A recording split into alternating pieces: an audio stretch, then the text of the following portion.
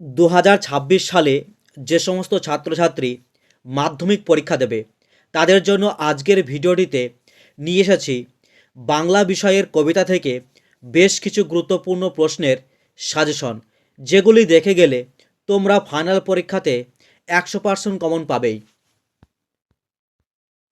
অসুখী একজন থেকে 5 ও 3 নম্বরের জন্য প্রশ্ন রাখা হয়েছে।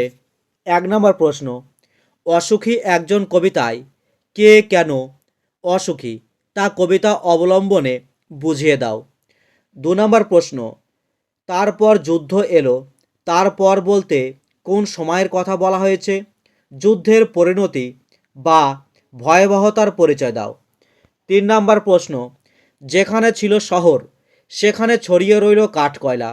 অসুখী একজন কবিতা অবলম্বনে শহরের এই পরিণতি কিভাবে হলো তা লেখো।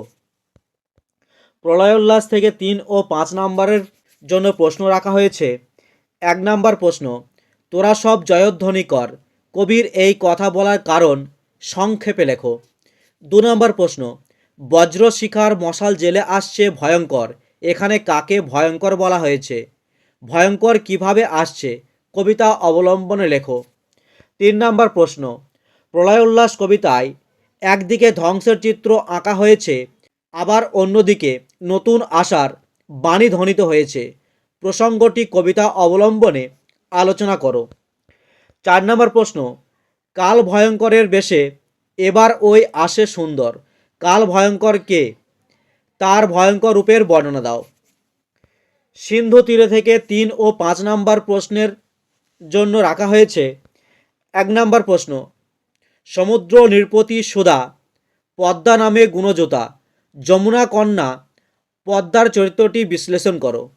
2 নম্বর প্রশ্ন, সমুদ্র কন্যা কিভাবে পঞ্চকন্যার জীবন ফিরিয়ে নিয়ে এলো?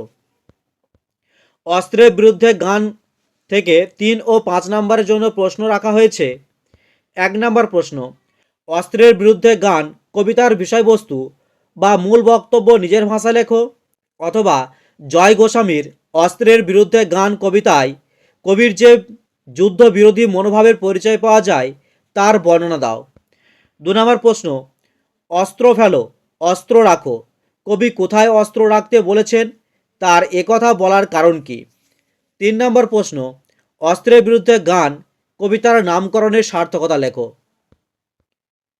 আয় আরও বেঁধে বেঁধে থাকি, 3 ও 5 নম্বরের জন্য প্রশ্ন রাখা হয়েছে। 1 নম্বর প্রশ্ন, আয় আরও বেঁধে বেঁধে থাকি কবিতার বিষয়বস্তু সংক্ষেপে লেখো। 2 নম্বর প্রশ্ন, আমরাও তবে এইভাবে এই মুহূর্তে মরে যাব নাকি, কথকের এমন মনে হওয়ার কারণ কি? 3 নম্বর প্রশ্ন, আমাদের ইতিহাস নেই, কে কেন একথা বলেছে?